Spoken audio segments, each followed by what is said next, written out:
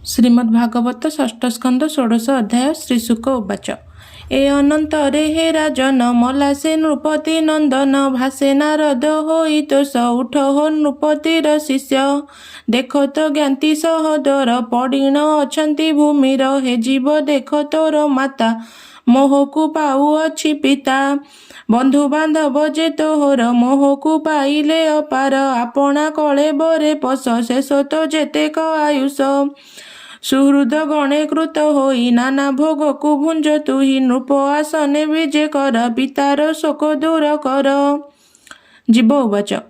केउ जनमरु मोहर होई अछंती केउ जनमरु मोहर होइछंती माता पियर देवता मनुष्य पक्षी रे भ्रमई मुहि मो कर्म रे बांधव ज्ञाति मित्र हरि जे उदासीन दोषकारी ए सर्व परस्परे थांती केते बा नुहंती हुअंती हेमरु नाना द्रव्य जेन्हे ज्योतिरु जीवन ते सने सत्य से संभव लोकरे असत्य बोइले विचारे संबंध जाबत जाहार ताबत ममता ताहार ए जीव नित्य जे अव्यय सूक्ष्म स्वरूपी सर्वाश्रय आत्मा माया गुण रुतरी आत्मा सृष्टि किसे आचरी एहार प्रीतिय बा केही अप्रीति जन केही नाही आत्मा पर नाही जाहार गुण दोष क्रियार फल उदासीनर प्राय होई पर अपर को देखई एमंत एक से ईश्वर संसार निर्मित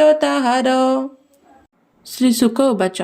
एमंत कहीन बचन जीव चलिला हे राजन विषादे तार बंधुगण शोककु कले विमोचन तातहु ज्ञानकु शुणिले स्नेह सांकोळीकु छेदिले ए अनंतरे ज्ञाति जन वेद उचित कर्म मान लोक विधिरे एहा कले समस्ते पापकु छाडिले शोक मोह जे स्नेह बही ताहा छाडिले ज्ञान पाई से जे बाळाग्निपुर नारी लाज पाई मने विचारी बालक हत्या पापु करी हत होइला तांको सिरी ब्राह्मणे पुछिले उचित बालक हत्यारे जे रत जमुना कूलकु से गले बालक हत्या व्रत कले ब्राह्मण आज्ञा परमाणे कले वेद विधि विधाने एमंत शुण हे राजन चित्रकेतु विप्रवचन शुणी तत्क्षणे ज्ञान पाई गृह कर्म बाहर होई सरपंक जुजल जेन्हे बाहर होइला ते सने कालिंदी जले स्नान कला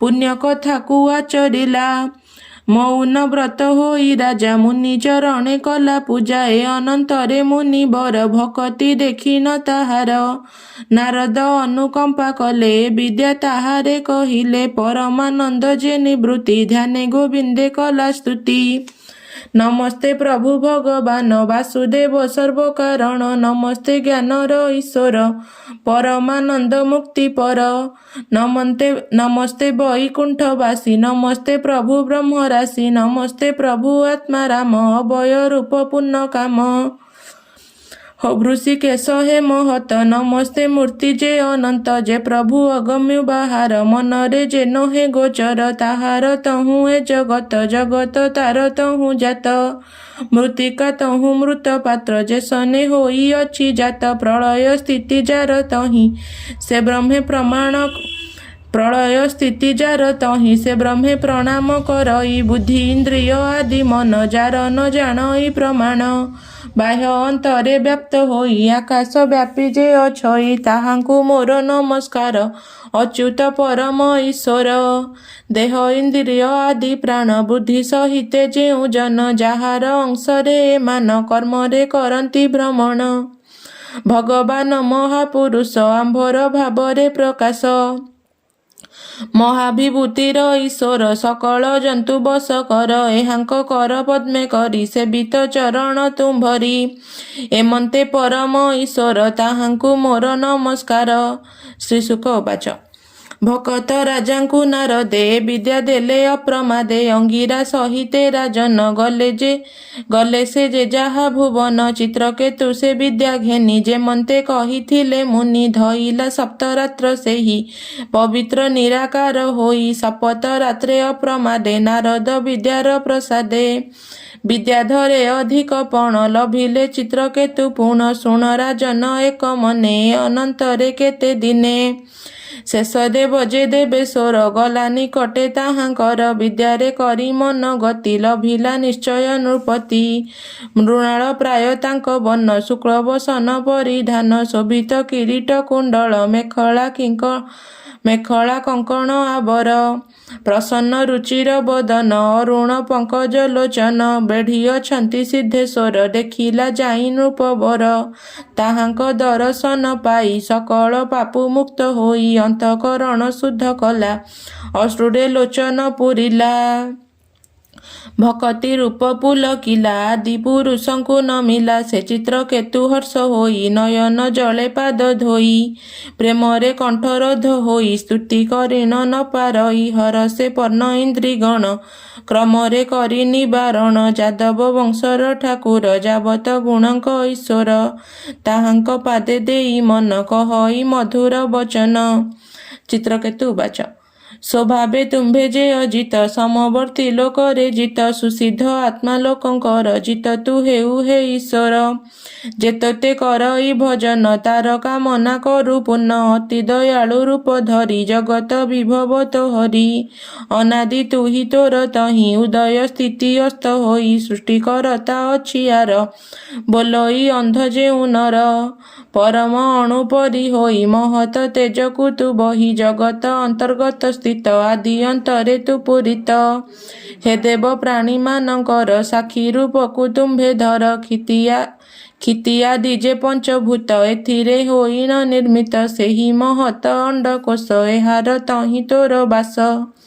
ବିଷୟ ଜଡ଼େ ମୋହ ହୋଇ ଯେ ନର ବିଭୂତି ଚିନ୍ତଇ ତୁମ୍ଭ ଅର୍ଚ୍ଚନକୁ ନ ଚିନ୍ତେ ଗ୍ରାମର ପଶୁ ଏ ବିଦିତେ।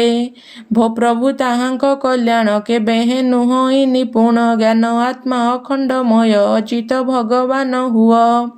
ତୁମ୍ଭେ ଯେ ଭାଗବତ ଧର୍ମ କହିଲ ପୁରୁଷ ଉତ୍ତମ ଅକିଞ୍ଚନ ଯେ ଆତ୍ମା ରାମ ଏମନ୍ତେ ସେହୁ ମୁନି ଜନ ମୋକ୍ଷ ନିମନ୍ତେ ଯେଉଁ ଧର୍ମ କରନ୍ତି ନିତ୍ୟ ଉପାସନ।